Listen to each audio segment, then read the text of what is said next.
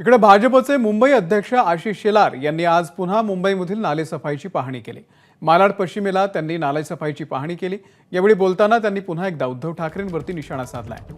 उद्धव ठाकरे आता लंडनचे नाले पाहतात का, असा सवाल देखील आशिष शेलारांनी उपस्थित केलाय।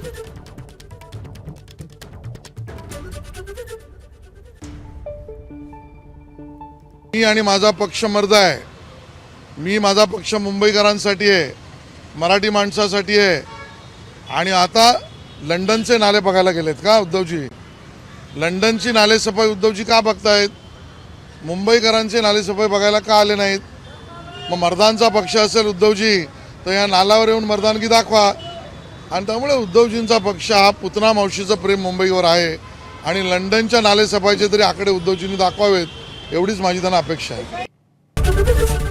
एबीपी माझा, उघडा डोळे बघा नीट।